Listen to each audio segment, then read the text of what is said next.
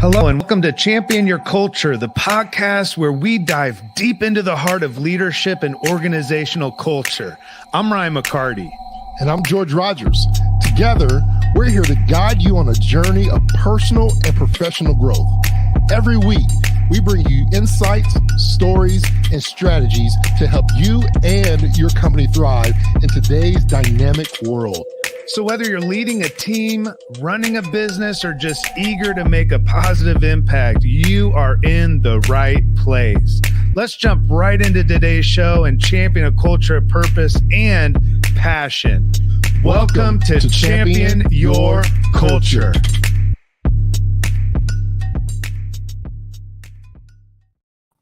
Guess who's back, yo? Guess who's back? Back again. Back again. George is back. Ryan's back. Tell a friend. Tell a friend. Tell a friend. Tell a friend. Welcome back, man. We're live, back, better than ever here on this beautiful Monday. Can only hope so.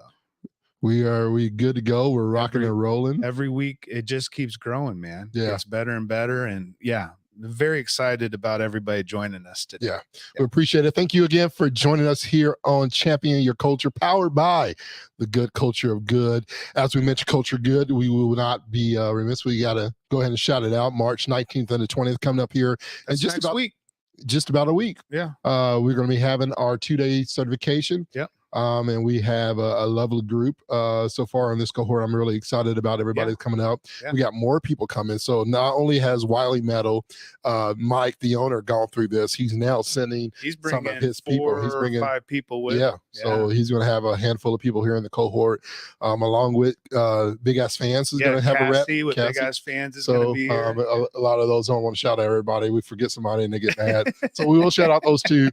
We'll give out, maybe we'll have some of the others on later in the podcast, so maybe do some short videos. So Tuesday and Wednesday for anyone that's in charge of culture, people doing anything that has to do with leadership around culture, like that's what it's for. Yeah. So very, very excited about the 2-day. It's just something that we keep doing consistently, you know? Yep. And I think, to your point, just seeing the impact of that after, right, and what's happened at Wiley Metal specifically over the last year and a half. I just want to throw this out there really fast before we dive into everything today. But Wiley Metal has gone from around 230% turnover, launching culture of good. Guess what they're down to now?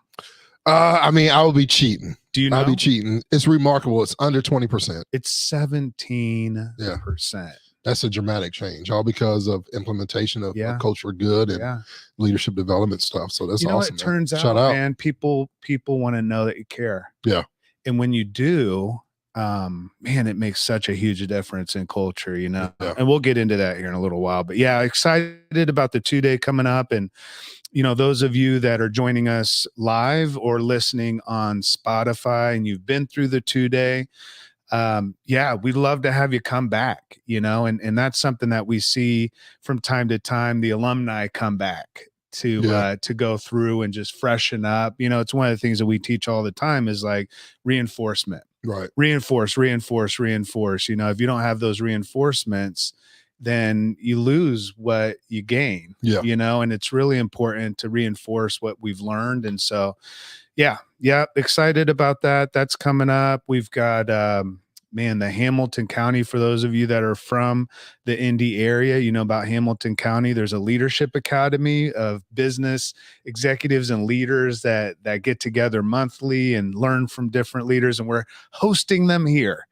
And it's exciting. So we've got an entire day with them, and that's coming up. So shout out to Bailey Rayford, who's leading the charge with Hamilton County Leadership Academy. And good people out there, man. And you've had an unbelievable last week. Yeah, man. So I feel like I'm still rocking a little bit. No, you got no, I'm actually good. But you know, I had a great time. Shout out to Mike Medora and the team there, Ms. Jill, and the rest of the team and board on HR Cruise Conference. Yeah, had a lovely time. Incredible people. I believe it was 100 people for this cruise conference, as big as one yet. And so I'm excited about that in the future.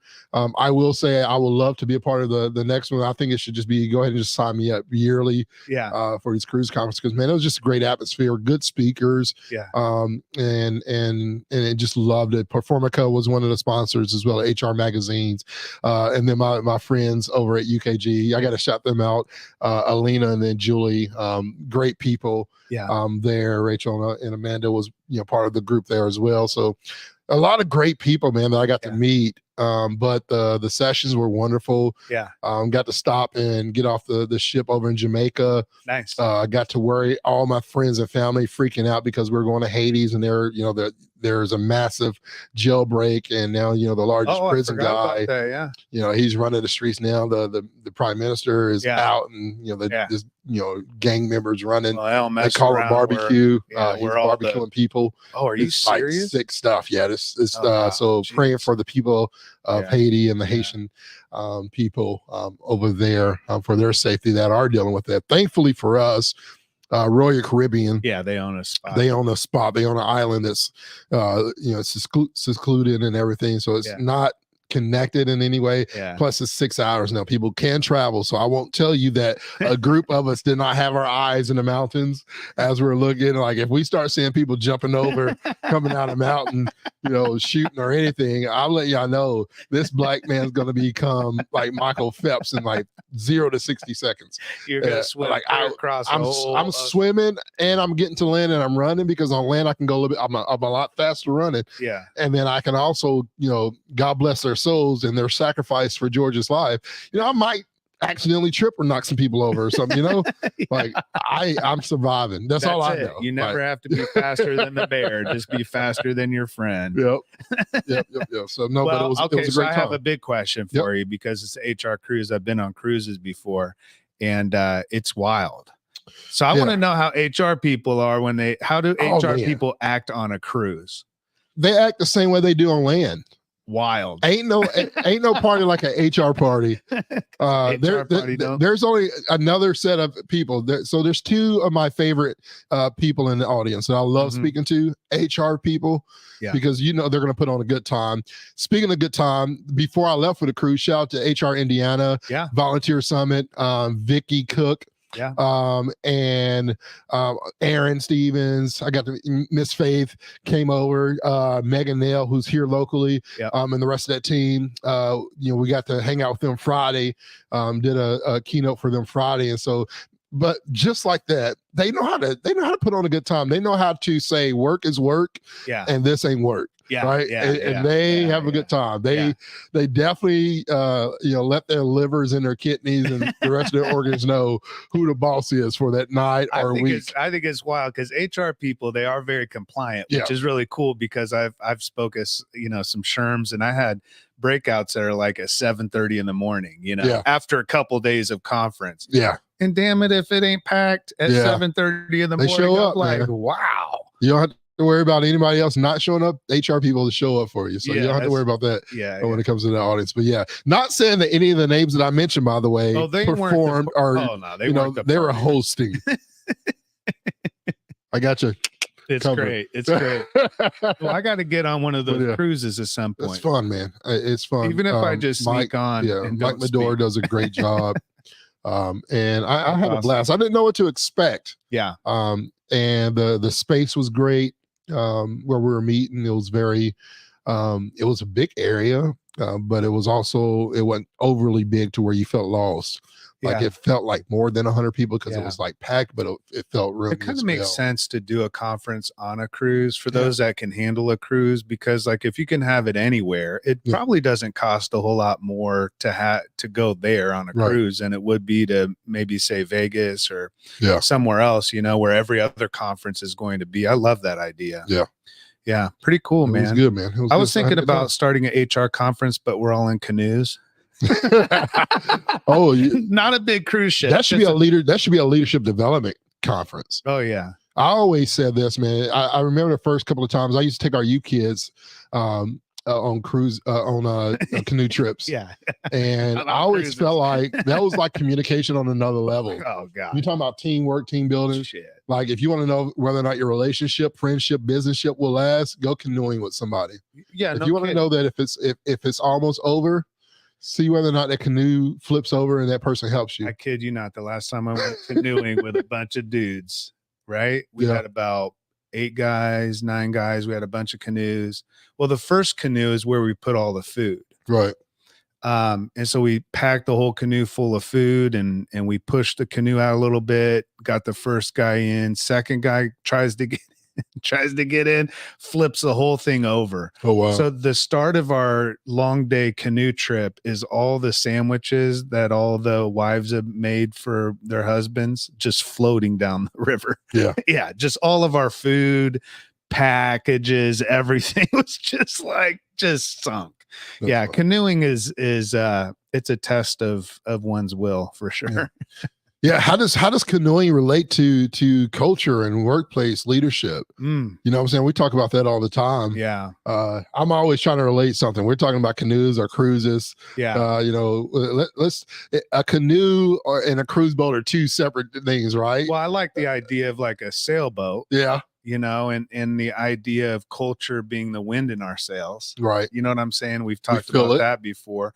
Well, you feel it. It's a motivator. Yeah. It propels us, right? Yeah. I mean, without wind, a sailboat really is just a boat. Yeah. And I think without culture, your business is just another business. Right. Culture is what makes it special. It's what makes it move. You know, I mean, a healthy culture. A healthy culture. Yeah. Well, sure, a perfect-ish. Yeah. I mean, if you have a bad culture, it's still the wind, but it's probably destroying the sails. Yeah. And it's causing more damage than it is actually pushing you forward. Right. And I think that's the idea with culture for me is like, that's the win in the sales of a company. That's the canoe part. I don't know with culture, man, that's a tough one with, if you're not used to it, I would say the only thing I could connect a canoe to culture is if you're not used to canoeing, it's difficult to get into you think you watch people canoe and it's like, okay, I can do that.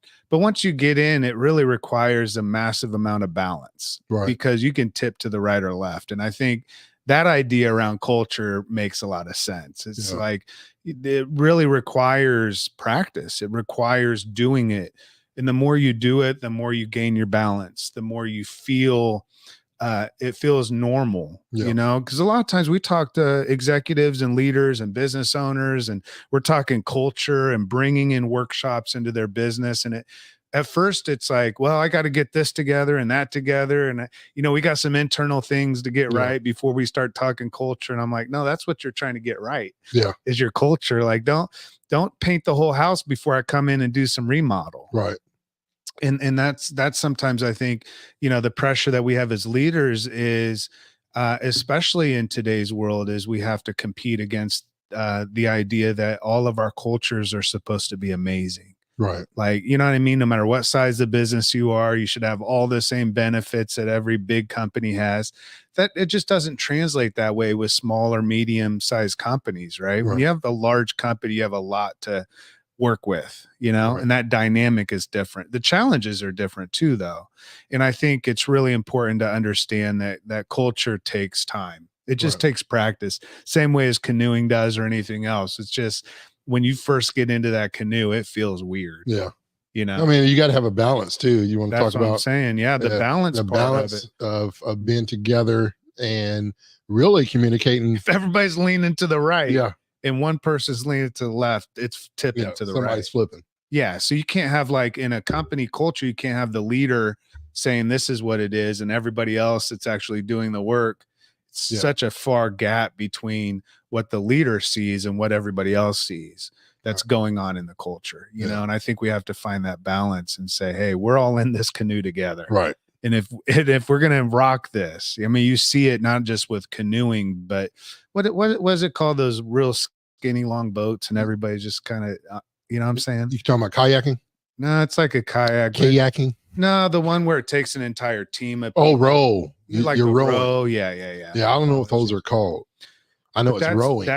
But that's like you're talking about like 12 to 20 people, a long ass canoe, and everybody has to be synced up. Yeah. And the more synced up you are, because you don't have that wind in your sails too, so it's like, that's a whole nother thing. Like when you don't have a sailboat, you're working a lot harder. Yeah. When you don't have that wind in your sails, you're going to work a lot harder. You can like replace that wind with a bunch of motors on the back of the boat and programs and culture programs. But until you change that internal soul of your business and why you do business in the first place, and have a common cause and a common mission that everybody's, knows a direction that they're headed, you're just out in the water floating. Yeah. Yeah. And it feels like that sometimes. People lose, and you're in a floating state when you kind of lose your heart for it. Yeah. Just floating. What am I doing in this boat just floating around? Yeah. I mean, there's moments, and I'll say this, there's moments where I'm just floating around. Yeah.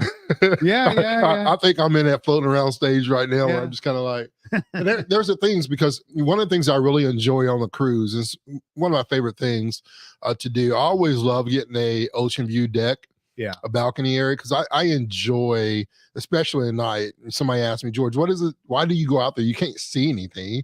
Yeah. Now, if you look straight down, you can see obviously the waves coming from the cruise ship that's bouncing off. Every once in a while, you'll see a bird flying through. The reality is, anything further than that, 20 feet out, you do not. It's pitch black. Yeah. And the only thing you can see if you're on the right side of it is, some stars, and maybe far out you see on the cruise ship. Yeah. And you're wondering if it's really a cruise ship or a pirate ship. I'm the captain now. Yeah. This is my boat. Pirate ship. There's no lights on. Yeah. But my favorite thing to do, in all honesty, is just to sit out there. Yeah. And just listen. I like to hear those waves crashing. And then there's something soothing to me. And I don't know if maybe it's just because I didn't get rocked enough when I was a kid. Yeah. But man, it's so peaceful before I go to bed to just sit out there and just enjoy that movement.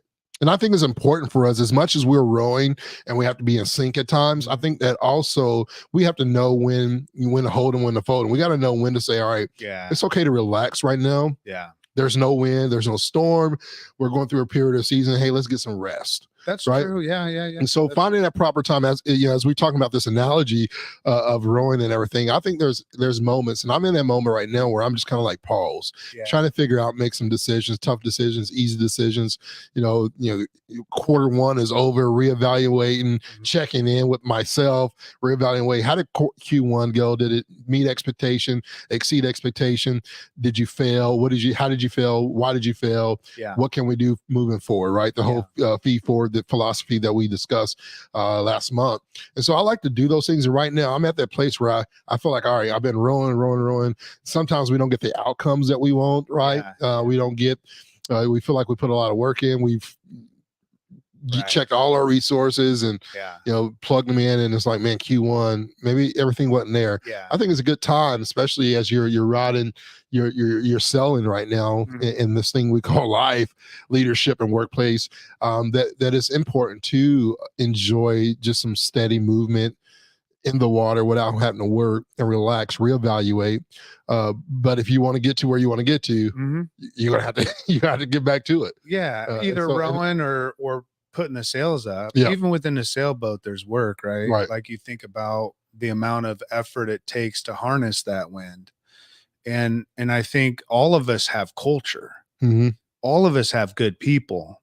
All of us have dedicated leaders. Right. Now, is everyone? No. Yeah. But I guess the sign of great leadership is how well they harness the good that they do have.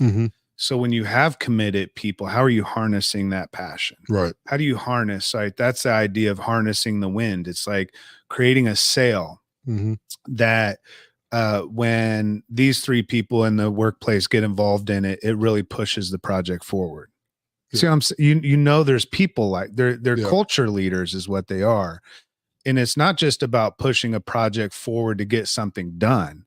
It's getting something done collectively together. Right. But you're always going to find certain people that are like, they're part of that breeze. You know what I'm saying? They're part of that push forward. And if you can harness that power, if you can enable them, if you can empower them to perform at a level that gets them to where, you know, you want to see the results within your business. I mean, that's right on the front of our book. It says like driving results by letting people bring their soul to work, you know. But when people feel that sense of connection to meaningful, purposeful contribution in work, then they're more apt to get involved and put their best into that effort. You know what I'm saying?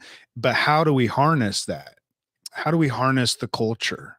How do we capture it in a sense? How do we capture it so that it can push us forward? Right. And where it's not just culture is just happening. Mm-hmm. We talked about it all last year. Like, is your culture happening by chance or by choice? When culture happens by choice, we're harnessing the power of individuals and teams. We're galvanizing the workforce around something that's common. We're saying this is the direction that we're heading. Here's why we're doing it. Yeah. And we've gained the buy-in from people because they realize, like, we are doing this, you know, and we have a track record of not just starting a bunch of shit and not continuing to do it. That's a whole nother thing, you know? Right.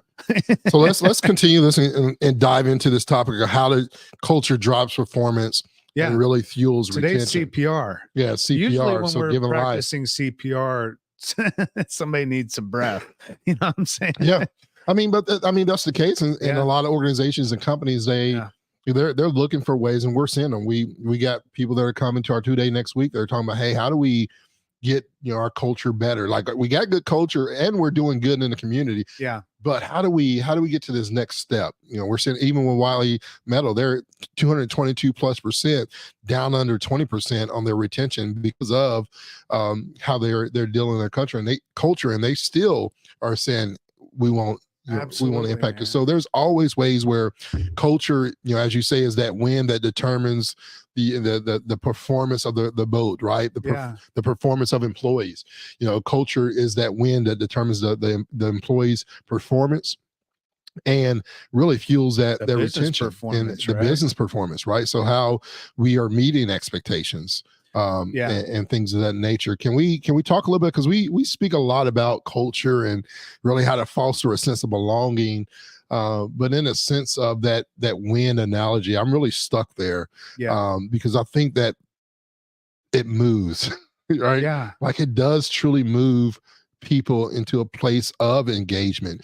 We like to say, employee fulfillment is the new employee engagement. Like, we don't want to just be engaged, right? We don't want to just get employees engaged. That's, I don't want to say easy, but it's somewhat easy. Yeah. Right. If you can find a strength and you can find the strength of and the value of a person, you can get them engaged very easily by plugging them into something that connects with them. Mm-hmm. But if you want to go beyond that, what we believe, they go from engagement to efficient. It's, right? Is because they're fulfilled. It's through fulfillment. It's through fulfillment. When I feel fulfilled, I'm bringing more of myself into it.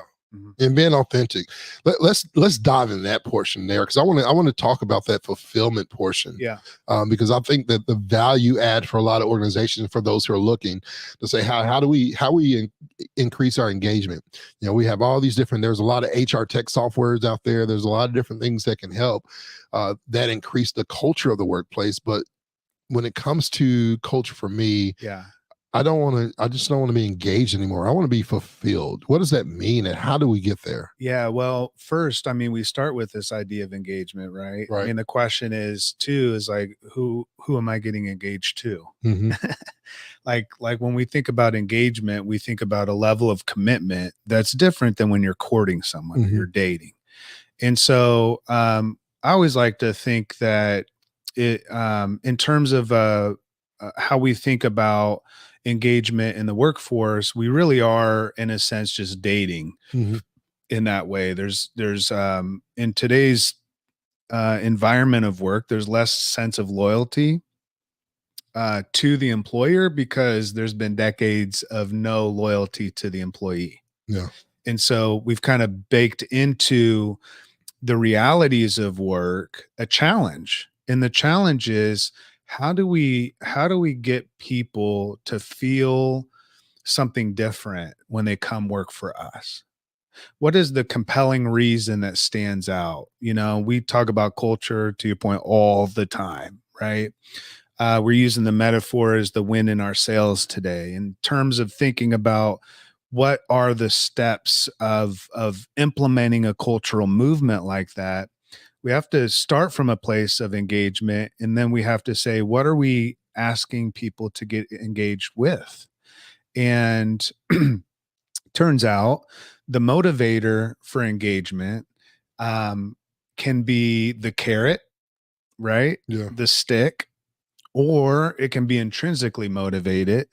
And when it's intrinsically motivated, or like we would like to say, or I would say, is like a soul motivator, like motivating my soul, giving me a greater sense of purpose in life Mm-hmm. when I go to work, giving me a greater sense of meaning and fulfillment to be able to do something with my skills, abilities, talent, time, treasure, all the T's, testimony that that affords me the opportunity to say that when I work at that or for that employer, it connects me to that fulfillment. I don't have to go work for a charity to be charitable. I can go work for George, and because George has a heart, I get to have a heart every day. You know what I'm saying? If I work for a leader who could give two shits, then I don't have an opportunity to give two shits, because part of how the culture works is that the win in the sales is the culture, but there is a captain, Mm-hmm. it turns out. And even in a sailboat, there's a wheel. So the wind could be blowing, the culture could be active. But if the captain or the leader, the person who's in charge, who has authority, if that person is is toxic and just spinning things around, then it doesn't lead to that sense of fulfillment. Right. You know what I'm saying? Yeah. And it doesn't lead to what we're talking about today. So I think at the end of the day, it's really important to say, are people fulfilled working here? Yeah. And what's going to bring that fulfillment? Yeah. And instead of just sitting back and saying, well, it doesn't really matter. You know what I'm saying? Yeah. Like I write my name on their check, that should be enough. Well, it's not. Yeah. So you got to deal with that, you know? Yeah. I mean, we deal with a lot of that in manufacturing, companies dealing again with turnover, you know, and that issue is not going away. And a lot of these manufacturing plants are in small towns. Right. You only got so many people to go through, man. You know what I'm saying? Like you can't flip through people 3 or 4 times, you know. Once you lose people, those people generally don't come back working for you. So in small towns, it's a big issue. Yeah. 230% turnover. So you're turned twice, your entire workforce over twice every year. Yeah. See what I'm saying? Yeah. So it's really important to ask these hard questions and say, do people feel fulfilled? Yeah. You know, and I think the first question we have to ask is, and this is for those that are leaders, that are owners and on the C-suite and so forth, that have the authority. Am I fulfilled? You know what I'm saying? That's good. But workplace culture leads to fulfillment. Because of that, it leads to greater performance. You know what I'm saying? So those are the kind of things in terms of how we promote, how we care for each other, how we support one another, how we show up for each other, how we talk to each other while we're at work. You know what I'm saying? How we have each other's backs. Yeah. How we keep the kind of attitude that's optimistic. It may not always be positive, but it's optimistic. Always is looking for the good instead of the bad. All those things are really important in terms of how we harness that culture within the workplace, you know. And I think that's the key is capturing the heart and soul of the business and letting that be the wind in your sails. You know. Yeah, I think one of the factors that I realized in our new research with Lighthouse Research and Advisory, we just released, one of the things that really stuck out to me was, and you can share this graphics, the last one, where employees were nearly 2 times more likely to say that their workplace culture does not foster community and belonging. where the employers are saying, yes, we're creating this community. We're creating this sense of belonging within our workplace. We got all these cool things that we're doing. We're recognizing our employees and we're empowering them. And the employees are saying, you know what? I don't know if that's the case or not. It's interesting because we as an employer side, as business owners and operators, C-suite levels, whatever it may be, directors and managers, we work so hard to create community, or what we perceive from our own perspectives, right, of what community culture and belonging looks like and feels like for ourselves. And there's that struggle of what it actually is, which goes back to me on how are we communicating, right? Because when we talk about breathing life and giving CPR to the company, hey, how do we give CPR, culture, performance, retention, those three things, how do they connect? Good culture usually impacts performance, and performance usually impacts those people who want to stay or leave. Not necessarily for those people who are underperforming, but the performance that they're doing, how's it been recognized as well, right?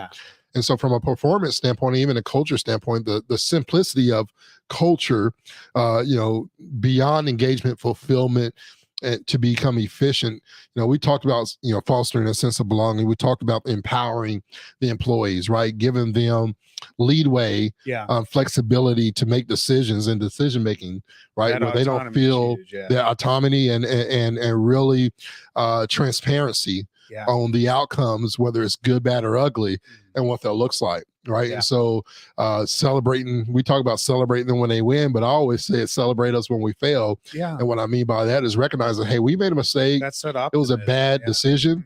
And what we're not going to do is just sit here and let it hold us back. Let's keep on swinging. Because when you look at it, when we look at work, very rarely do we say, all right, we're shooting, we're shooting 40%. That's good, right from the 3-point line. No, we want 90 and 100%. That's what most of us look like. But when I think about it, man, some of the greatest, and I think about it in baseball. Baseball's kicking off, and I was thinking about our good friend Joe Walsh over at the Arizona Diamondbacks. Because they beat my Cubs the other day. And one of the things I was thinking about, our Cubs. But one of the things I was thinking about was that these guys are batting. They're not even batting 500. They're striking out more times than they hit home runs every year. You're batting good over 300, right? And so it's that they're getting celebrated. For 300, right? 3 out of 10 shots, they're doing something. They're getting on base at least, right?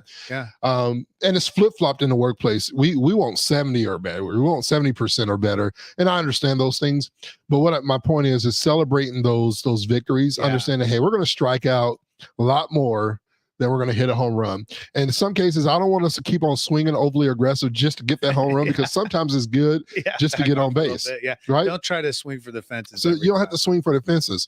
And that relates to me, swinging for the fences. If you swing, you ask any home run hitter, especially the home run derby.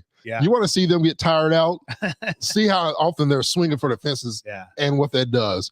When we are swinging for the fences in the workplace, we're destroying our mindset. We talk about mental health. We talk about well-being when it comes to the workplace culture and keeping the employees engaged and fulfilled, promoting that work-life rhythm that we talked about all the time, and recognize that, hey, as we said earlier, this is important for us to relax on the waves. Rowing's done, right? Let's take a break. Let's, gaze our eyes. Let's, get our eyes fixed, make sure our vision's good for where we want to go, checking in with each other. On the performance side, though, next one is the performance. One of the things that I found that was interesting as well, and this is all on our piece research, performance engagement and culture enablement. One of the other things that stuck out was employers and workers, both, are less interested now in 2024, are less interested in performance management, and they're more interested in performance enablement. Right. And we talk about the management all the time. We manage, processes and systems and strategies. We lead and engage with people, right?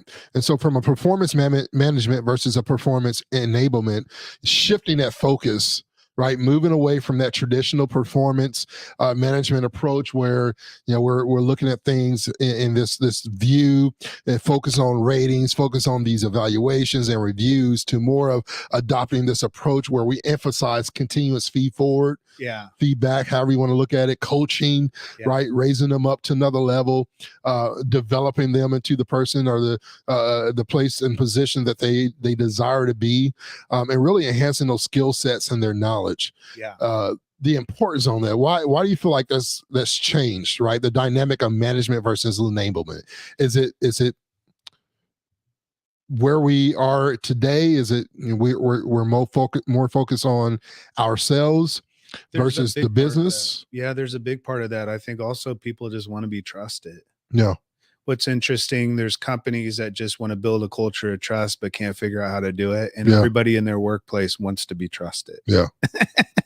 And I think the reason that we want to go from management to enablement, because management speaks more about the role of the boss, and enablement speaks more of the role of the person, of the individual, of the team member.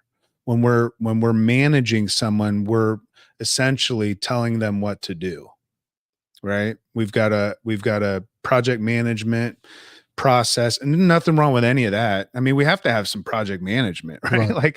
Like we're launching some new stuff with Culture of Good. We have project management, but within the project management, the best part of project management is the project enablement. Yeah. It's like, who owns what, and how do we, it's the who. So when we think about project management, it's the what. When we think about project enablement, it's the who. Yeah. I would say that's how I would say it, because we're not, you can manage projects, but you can't manage people. Yeah. So it's like a Instagram quote, but it's like every leader manages, but not every manager leads. Mm-hmm. And when we're enabling people, we're giving them that autonomy, but we're also giving them the tools and development, to your point, the skills and everything, so that they can flourish. Right. So what you're talking about in performance enablement is harnessing the culture. See what I'm saying? You're harnessing the power of those that you've hired to do their job really well. The effectiveness, right? Mm-hmm. Do we have effective people? Are they fulfilled? Do they feel engaged? Is there a moment every once in a while? It's not going to be every day, but every once in a while that they're reminded, oh, that's why I love this place. Yeah. You know what I'm saying? I'm not reminded every day why I love working here. I mean, I kind of am. It's always, there's always something, but sometimes you have to look a little harder, but the reason that people want enabled is because they truly can't be responsible for the outcome unless they've been given the permission to fully be responsible for that outcome. Yeah. And I think the enablement is the leader being able to rise to the occasion. And so I'm enabling you. I'm managing the project, and I'm enabling you. Yeah. And so within the project management, who owns what? And when we identify who owns what, then we're able to say, what do they need? Or we're able to not what do they need, but going to them and saying, what do you need from me as a leader? And a big part of enablement, honestly, is you getting out of the way as a leader. A lot of times within project management, we get in the way. Yeah. Yeah. One of the questions we asked in the research was, how effective is your performance process? And one of the key factors in that was, we always talk about, training versus developing, right? And when it came to those companies that were ineffective versus effective, right? So their processes, performance process on how they were able to enable and also recognize was ineffective. Only 40% of them said that they provide training to support performance reviews, versus those who are very effective. 94% of them say, hey, we provide training and support.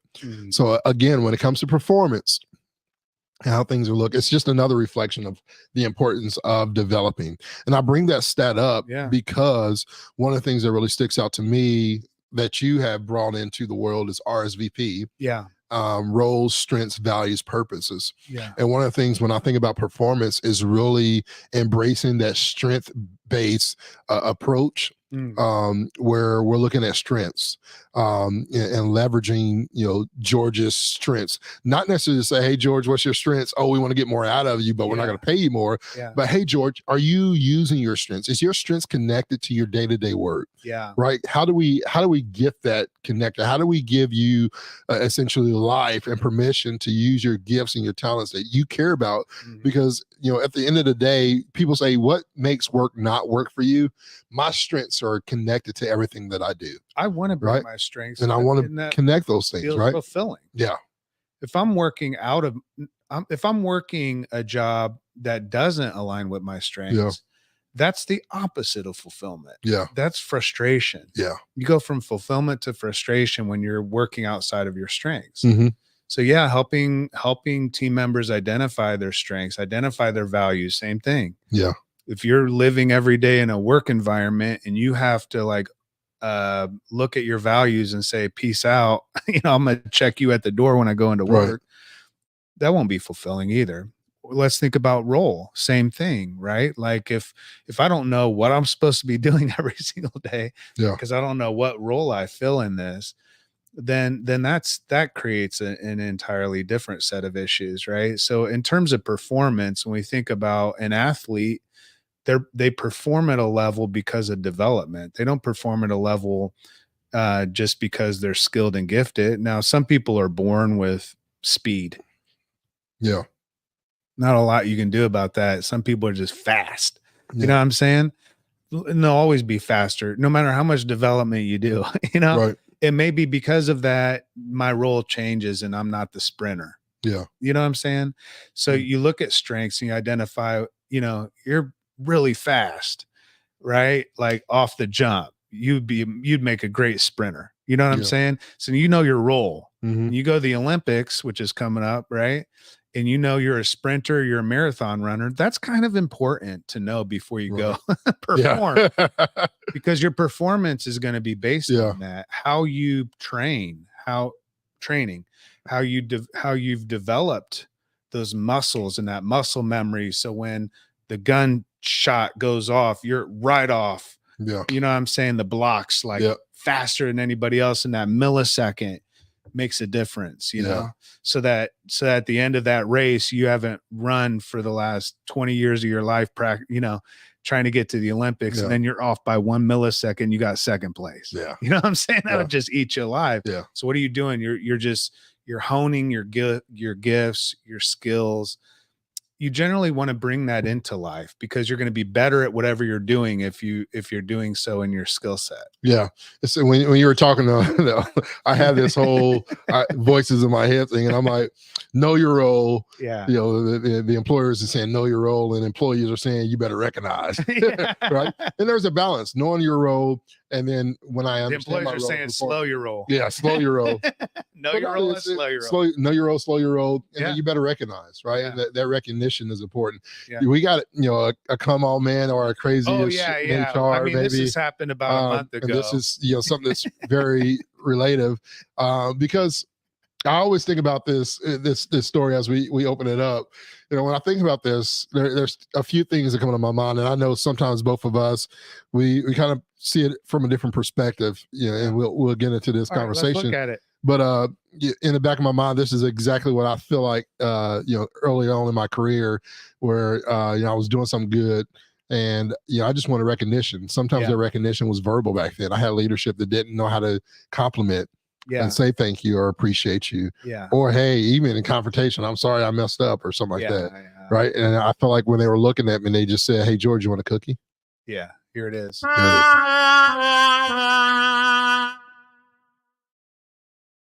Yeah, this is a come on, man. This is the big one, right? So for those who haven't heard, Sephora, which is a how would you describe it?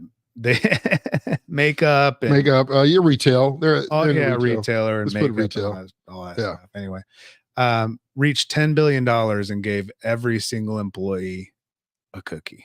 Want a cookie? With on the cookie We did it.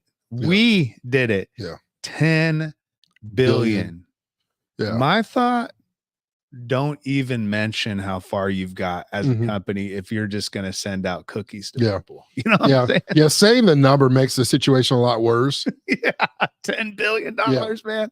I mean, that should promote it, right? Yeah. I mean, sure, we can Google it. You know, if they're not a private company, if they're a public company, sure, we can figure out those numbers. Oh, yeah, the margin. The margin of that. You know, and maybe their margins suck. Maybe they did do 10 billion, but you know, they only made they could only afford 1 cookie per person, right? And I think, you know, now this would be my frustration as an employee. Yeah. Right. Is I would have rather had a check of some sort. Yeah.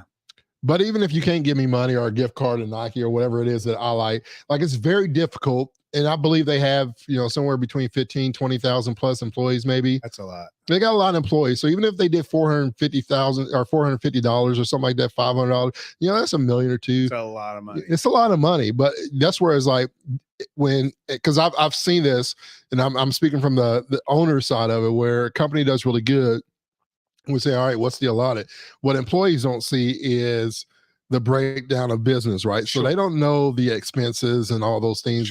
Sure, we did 10 billion, but that's why I go back to say, you know, what if their margins aren't as great? Yeah, they hit sales and they did 10 billion, but is that 10 billion profit? If there's 10 billion in profit, then we surely have a different profit. I'm just saying the cookie would taste a little different if I knew the company. It should be a dozen, right? At least a dozen. And so my problem is that sometimes, you know, here's a lesson as an owner operator, those who are marketing with companies, don't put out what you've done in sales unless you're going to put out your expenses or profits, what it actually is. Just say, hey, we had our best year yet, or we 2x'd our business. But when I think about it now on the employee side, I'm starting to think, was the card signed? Was it printed? Yeah. Was it handwritten? It was just right? Or was it just a printed, you know, here's a printed efficient. I think the cookie was printed too. Yeah, the cookie was printed. The cookie was probably stale. What happens if somebody gets a cookie and they're allergic to something? Did they think about those things? Those are all the things when it comes to this goes back to, and I'm on a rant now, Ryan, but then the cookies worth it goes back to, do you know my love language? If I'm allergic to a cookie, that cookie's worth. Do you take a bite on purpose? Oh, I eat the whole thing. Are you kidding me? You make 10 billion, I'm gonna get 1 million of it. Yeah. There you go. I'm joking. Watch out, HR. But that's come on, man, and that speaks to recognition, right? Yeah. Like that was recognition to the company, not to the people. Right. It was like, we did it, we made 10 billion. Not we did it, we did it. Because if we did it, then we would not be sitting here with a plastic cookie in our, you know what I'm saying? Like, and that I think is like messaging and how we say things. And this is recognition, because so much of recognition is verbal. So much of recognition is how not just what we communicate, but how we're communicating it. Right. That was a fail. Right. In communication, essentially, to your point, it could have been, positioned differently, right? You know, but you know, I think you were saying a couple weeks ago that in the study that you've been doing with Lighthouse and with Ben, and you know, just a few years ago, the top priority for employees was the development, right? And you've seen a flip from with recognition having a higher interest within employees than even the development piece of it. So that's really interesting to me. And I would say the reason why is so much of a focus was on the development side for so many years. And then as employees are being developed and growing and their skills are getting better, how are we recognizing that? Yeah. Because I would say part of performance and development is the recognition. If we're not recognizing growth, then there's not a great priority put on the development side. Yeah. If we're prioritizing development, then we have to recognize when people are growing. Yeah. We have to recognize when people are doing a good job.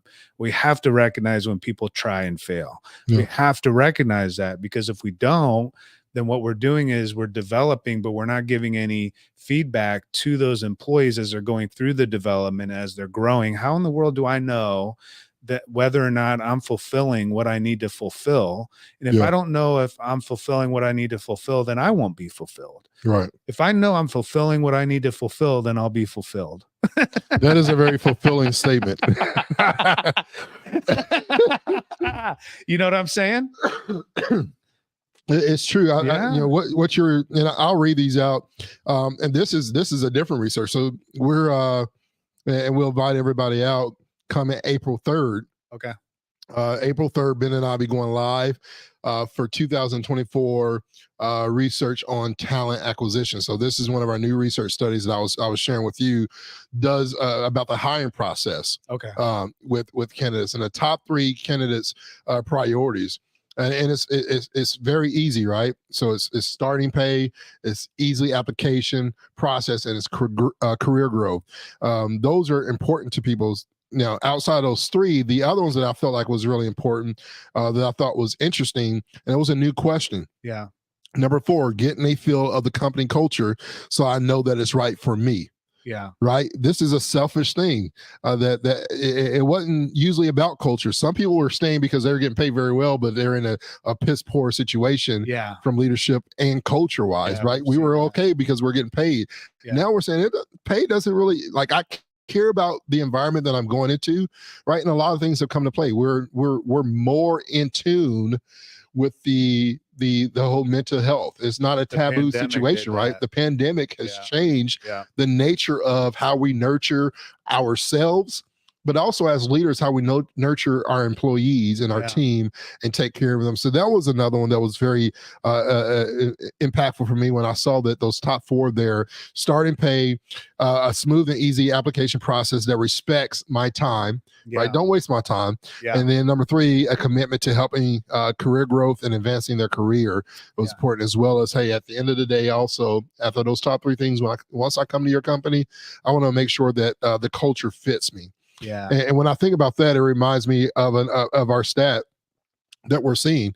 And this is a question, I guess, of how long do you think it takes for workers to know if they're going to stay with the company? How long do you think it is? Well, I'd be cheating if I said anything different. Prior to cheating. Well, I would say it takes a few weeks. Yeah. You know what I'm saying? Like just my brain goes to that. Yeah. You know, like I don't know. Well, and that's just me a little bit too, because I feel like I would know pretty quick. Yeah.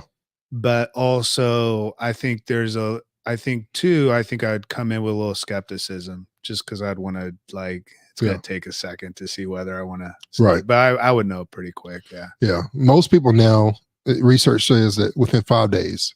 5 days? Within 5 days. So within that 3 to 5 day period, my belief and understanding is that, you know, based on marketing, based on all the things that I've seen, based on the interview process, you said a lot of stuff. Yeah. And it's not adding up. Right. Beforehand, we're like, all right, maybe I need to get out. We get through this training, you know, leadership said this, leadership is this. They talked about the culture being another thing. And now they're saying, you know what, within the first 5 days, it's not even 60 days or a month review, 30-day review, or that 90-day evaluation that, you know, a lot of workplaces do or used to do. Employees are now saying, you know what, I'm gonna have to make a decision now, whether or not this is a good fit for me and this is what I desire, because it's a reflection of one thing. When I think about this, whether or not they're going to stay or leave, if people are leaving within 5 days, what they're saying is, you said a lot, and by my speedy calculations, right? And I talked to a disgruntled Sarah over there with a sorry and rotten attitude. That's what Sarah stands for. Not all Sarahs are sorry and rotten attitudes, right? But I can't, you know, I'm not having joy because I just, you know, connected with sorry and rotten attitude over here employee that told me that, you know, that everything that was said is all gibberish, and the company isn't like this. They say stuff, you know, they'll give us pizza, but we don't know why the pizza's sitting in the room, and half of us don't even like the type of pizza they get. They don't even ask us what kind of pizza we like. They just how you are. Show up with food. You want the right kind of cookie and the right kind of pizza. Like, if you're gonna feed me, at least give me. If you're gonna feed me, speak my language. Right. If you're going to recognize me, you got to speak my language. But within 3 to 5 days, what do we do with this? We have to evaluate ourselves. We talk about checking with our employees. We got to check in with ourselves as a business and as an organization and say, what is it and why is it? that people are leaving. Right. And I would say this, if they're staying, what is it and why is it that are making people stay? That's right. And how do we make sure that we're displaying that at a high level, that we're keeping that healthy, that we're keeping that line of communication, whatever it is that people say they want to stay with us. Why is it? It's because our purpose is blank. Yeah. Right. The mission. I think to what you're saying, if we were to back it up a little bit, what you're saying is, if you're going to promote your business to potential hires, be honest. Yeah. Like, don't be the casino that shows the billboard on the highway that has a bunch of young people winning Mustangs and there's coins falling all over the place. Yeah. And then I walk in the casino and everybody's on oxygen smoking cigarettes. They look like they're on their deathbed. You know what I'm saying? Yeah. Like, what I see on the billboard, I should see when I start working for you. So number one is just be honest when you're hiring people, you know? Yep. Second is, like, what do we do with the 3 to 5 day thing? Because if people don't leave in 3 to 5 days, they make up their mind to, though, which means their brain's checked out, their mind's checked out. They may work for us for 3 years. Yeah. That's scary. Checking the box. That's scary. Yeah. So how do we know? I mean, you can know, but you can't know if you're not checking in with people. Yeah. So, you know, especially that first week in a new hire's role, I would say the thing to implement within that space is mentorship. That's harnessing your culture. It's finding those culture champions within the organization that believe in it, that have the passion. Not everybody does. I get that. Not everybody's going to be 100%. Woohoo, look at this culture. I mean, we want to get there. But at first, you have to start harnessing. Where do we start today, Ryan? George, where do we start today? You start by finding the bright spots within your organization. You find the ones that are passionate, the leaders that do care, and you help mentor new hires that are coming in. You set up mentorship so that they have that support right from the onset. Yeah. And they're honestly told what kind of culture that this is. I mean, I've worked in retail before. People get hired and then they say, well, I didn't know it was so much work. It's retail. It sucks a lot of the time. Like, you should tell people that as you're hiring them. Like, we this is a fast-paced environment. You know, we're progressive. No, it's nuts. Retail is crazy sometimes. And I think sometimes we're just not honest with people when we're hiring them. And then when we hire them, we leave them to their own vices, and we don't really have, I would say, a great orientation. So if I don't feel oriented to the business right from the onset, then my perspective is going to be skewed and I'm not going to fully experience what I want to experience in my work. Yeah. But if I'm onboarded well and I'm brought into the business and then the culture support it, then we talk about what happens a month from then or 3 months from then. And, you know, instead of exit interviews, we're checking in with people. We're doing the RSVP. We're doing like stay interviews, right? You know, we're like, why are you, to your point, why are you staying, and how do we implement that more and more and grow that? And so, yeah, those kind of that conversation is really important to have. Is like, if we know that people are making up their mind in 3 to 5 days, and what do we have? How are we interacting with that reality? And right. How are we creating strategy? You know, because that goes to the difference between the culture that's the wind in your sails and what's the rudder. You know, like, the strategy is like, okay, we got to turn this damn thing a little bit, and we got all this wind in our sails, so we need to turn the rudder so that the ship goes in the right direction. And that's how we do that. We find out what is the right direction for this culture. It's where people are feeling fulfilled, where they're feeling meaning, where they're feeling belonging, where they're feeling connected, where they're performing at a higher level, where they're being developed, where they're growing, where their performance and enablement is impacting their retention, and they stick around not because their brain checked out, but because their heart checked in, man. Right. You know what I'm saying? That's what we want. We want people not to check out. We want people to check in.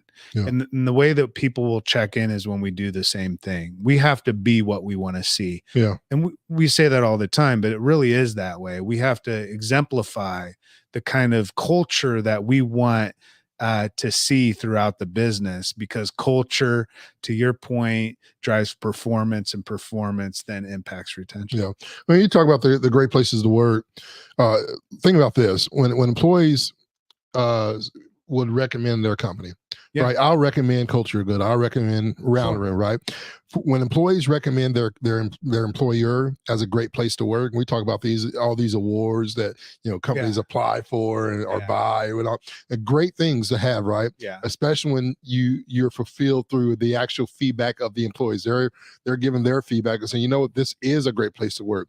When employees feel like they are working at a great place in their organization, they're 9 times more likely to feel appreciated for the contributions in the company, right? When you think about just those simple things, the beyond saying this is a great place to work, as an employee, I do feel like it is, right? Yeah. And I'm more likely to say that I feel appreciated for my contributions that I bring to the table. Yeah. Now, this whole thing with Sephora that we were talking about earlier, they could have great company engagement where employees do feel like, hey, been a huge miss. This is I feel appreciated. Yeah, that cookie was not anything, but hey, you guys don't see what they did for us or the PTO we got. Sure. So there could be more to it. And publicity wise, this was a fumble, right? But the reality is that somewhere deep in there, they may have employees that feel engaged because they do feel appreciated for their contributions on a higher level. Yeah. That we're not seeing, right? They marketed the sale wrong. It was bad publicity. It was bad marketing on their end. But other things they really point out: 6.5 more likely to say that their company provides opportunities for recognition and appreciation for their work. Think about that. They provide opportunities. Yeah. When I think about when I hear they provide opportunities, and I'm thinking, man, shouldn't that just be normal? Like, shouldn't we give opportunities or give recognition versus just providing those things? But those are the resources, saying, right? Why is that even considered? Why is it a thing? Yeah. But it goes then to the lack, in my opinion, of leadership development. We got managers that are in higher position because they're good at managing processes and systems. They're good at their roles and developing processes and systems and implementing them. From a business ROI standpoint, they're great at managing those things. Yeah. But you can't manage people, and sometimes those managers try to take that same hard-nosed philosophy we see into people philosophy, and it doesn't really relate. Yeah. And employees don't feel recognized for their contributions and things of that nature. So when we talk about culture, we talk about how it impacts performance. It also brings value to the retention. People want to stay where they're appreciated for their contributions, where they are fulfilled, as we talked earlier, for their jobs. They have more creativity on there.